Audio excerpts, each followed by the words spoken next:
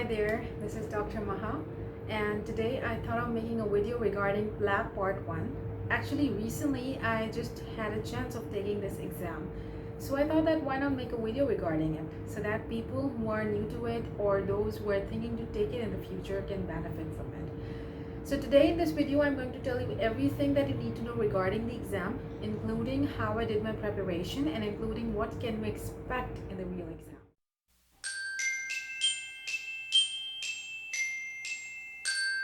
So basically, what is Plab 1? Plab 1 is basically an exam which is conducted by General Medical Council of UK. It is conducted 4 times a year within UK as well as outside of UK. This exam is this exam was introduced to test the knowledge of overseas doctors so that they can know the doctors who are qualified enough to work as general practitioner in UK. This exam consists of total 180 questions which you have to answer in 3 hours, which is equivalent to 180 minutes.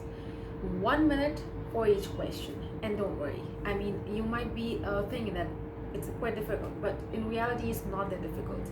And once you practice the questions, once you go through everything, you'll get a hold of it.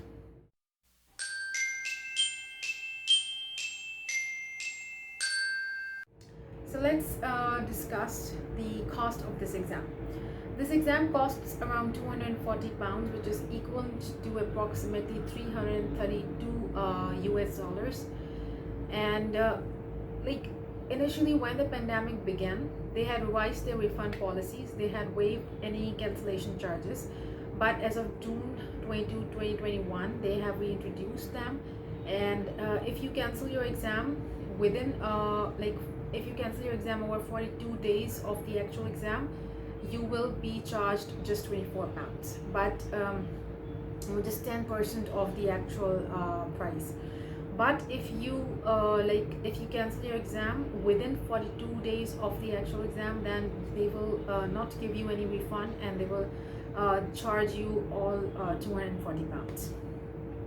But they have also mentioned it on their site that if your reason is valid, like you cannot travel because you're sick or someone in the family has got COVID, or you cannot travel because your visa got rejected, then they will give you full refund.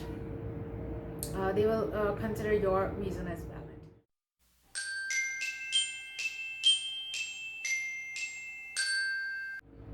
How can you book the exam? You can book your exam by making your GMC online account, for which you need a valid passport, a medical degree, and the third thing which you need is an email address, and also your IELTS result. You have to take an academic IELTS because when you make your GMC account, they ask you regarding your English result, which could be an academic IELTS or it could also be OET. Both of these are preferred, and both of these are accepted. So now what happens if you fail the exam? Well, Plab is an easy exam and has a good passing rate, and well, if you fail your exam for around 4 times in a row, then they will ask you to take a gap of 12 months, during which they expect you to do some clinical practice, like have a clinical interaction with the patients, work in a hospital and something like that, or have a post-grad qualification, so that they are sure that when you are going to take any 5th attempt, you have enough knowledge and enough experience to take the exam.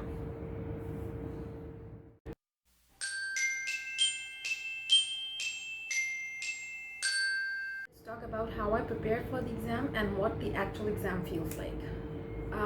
Well, I am still working full-time, and I was also working full-time during my exam preparation. Like, I was working 4 days a week, and my shift was of 12 hours, so I just got to study on Saturday, Sunday, and on my days off, that's it. but I couldn't like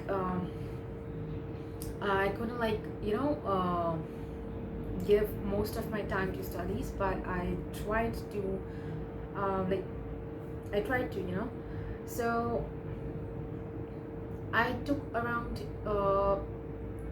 five. Well, they say if you have full time, like if you can study full time, then you just have to take like 3 months to prepare. But since I didn't have full time for studies, so I took longer, and it was 5 months for me.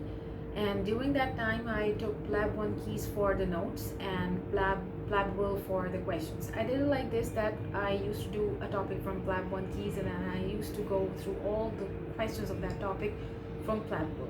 This is how I moved from one topic to another, and then I completed the Plab 1 keys along with the Plab rule. And once you're done with it, just keep your 10 days before the exam for mocks. Those are very, very, very important. You need to do mocks anyhow. You need to do them, because mocks will teach you the time management. The mocks will teach you how to control your nerves during the exam. Well, one thing that I don't like about the real exam is that it's paper based, and when you're preparing for the exam, you do it on computer. You do your mocks on the computer. Like, you just answer a question, and then you move forward with another question on the computer. It's just like that. But in the real exam, as it's paper based, you get you get a question book, and then you get your answer book. In the question book, the invigilators tell you to write your roll number, and then they ask you to check your name, your city, your GMC number on the answer book. And once you're done checking, they ask you to turn your page over, and then over the right hand, over the lower left side, there is a signature box, which you sign the paper that every detail is correct.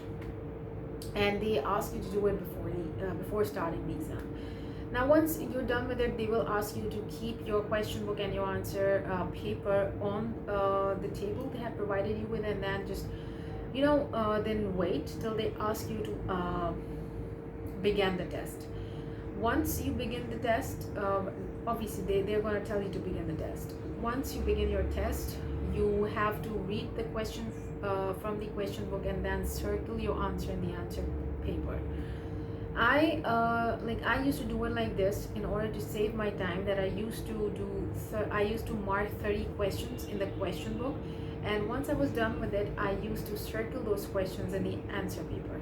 Well, it was time taking. I'd say it was time taking, because you have just 1 minute for each question, and then you have to take your time out also for circling your questions on the answer paper.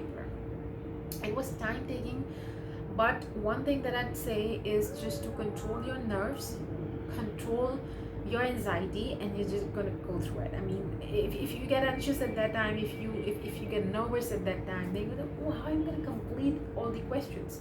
Then obviously it's gonna be difficult for you. But that's what I'm saying, and this is what I'm repeating again. Just do your mocks. The mocks will make you learn a lot. So once you're done with it, the timer is in front of you, and the timer is going, and you'll see it. Once 3 hours are complete, they ask you to put your pen and they ask you to put your pencils down, and then the exam is over, and you come out of the hall. So this was it. This was all regarding the exam, and I hope you learned a lot. And if you have any questions that you need to ask, you can just ask them in the comment section below, and I will try my level best to answer them in a timely manner. Thank you so much, and be sure to like and subscribe my channel for the more informative videos, and looking forward to see you all.